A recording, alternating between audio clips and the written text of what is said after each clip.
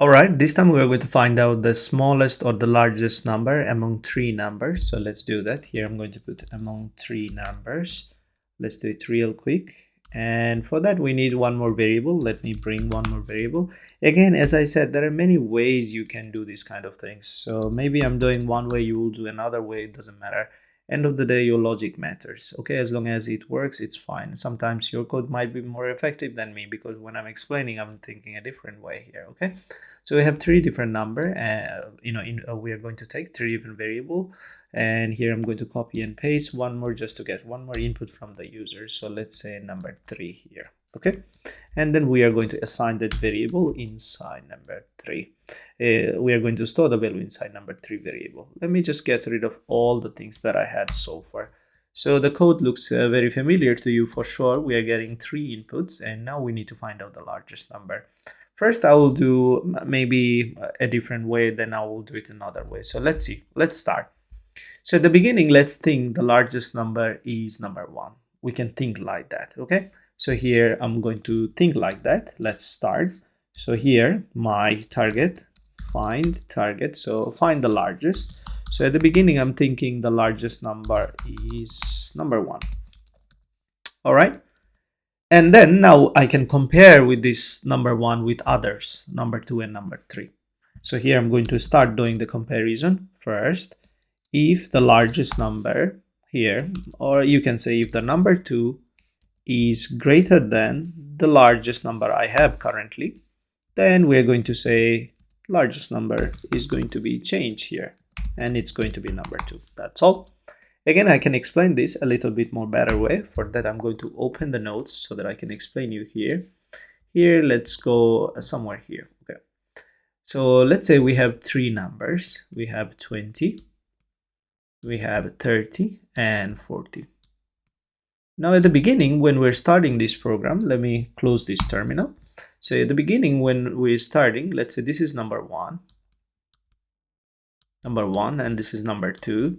Then we have number 3. Okay, so at the beginning I'm just thinking this is the largest number because that's how we're starting. Our program, it understands logic, because even if you look at this program immediately, you can say out of 20, 30, 40, 40 is bigger because you are comparing inside your head.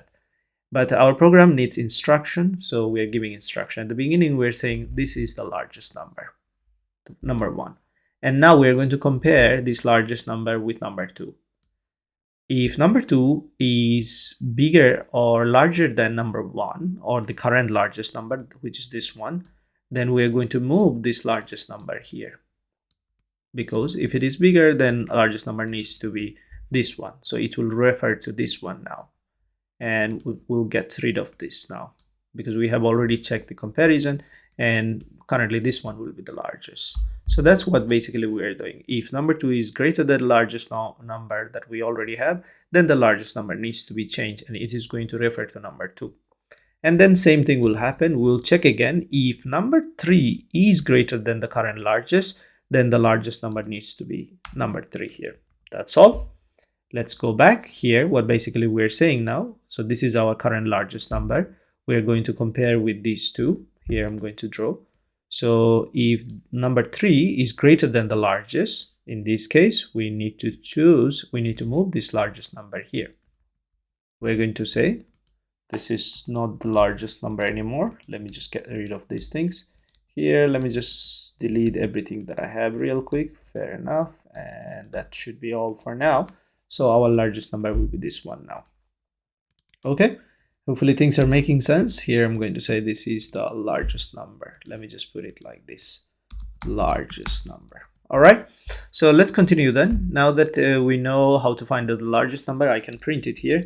Again, one more thing you can do, if you can check the equality of the numbers. If all of them are same, then you can say all the numbers are equal. I'm not going to go to that part at this moment. So here I'm going to say largest number is, and then I'm going to print the largest number with the format specifier %d, and then it's going to print largest number variable here. That should be all for now. Let's run it and let's see whether it does work. So here it's asking me to give the number 1. I'm going to give it 10, then I'm going to give 20, and then I'm going to give 30, and it's working perfectly.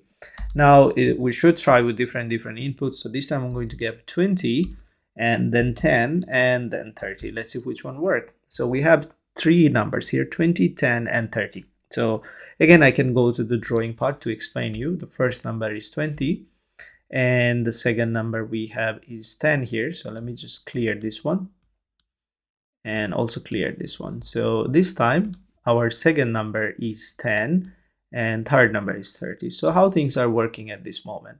So at the beginning, we're considering this one as the largest number, right? So this is our largest number. And what we're doing here, we're saying if number 2 is greater than the current largest, then only then number 2 will be the largest. So in our case, number 2, which is 10, number 2 is greater than largest, is it? No. So in this case, we are not going inside the condition even. So forget about this condition, right?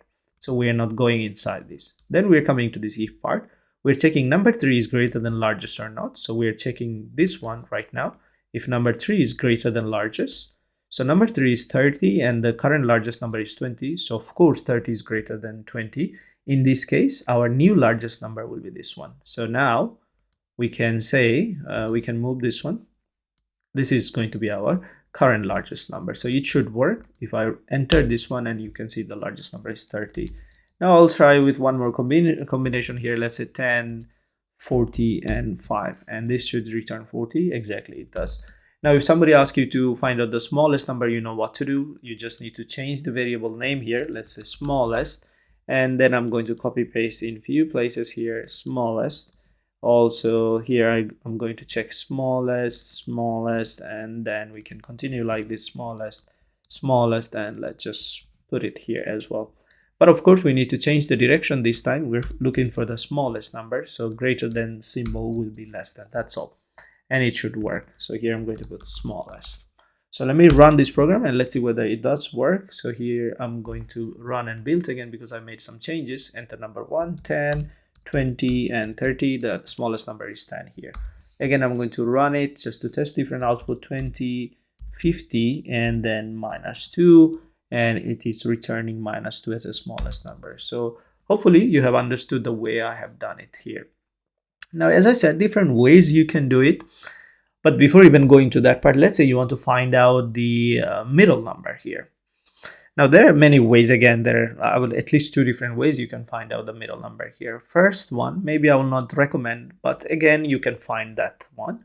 Here, if you can find out the largest and smallest, how to find the middle number here. Let me give you a quick tips here.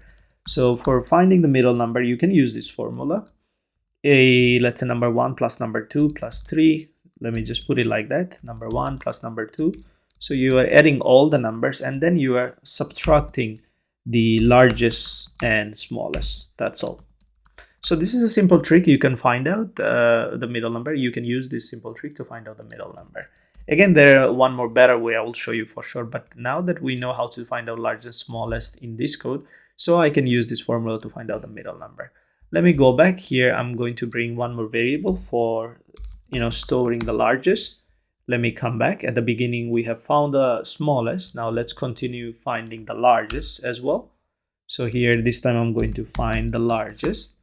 And let's change the name of the variable. This time it's going to be largest, and we can change everywhere at the same time though.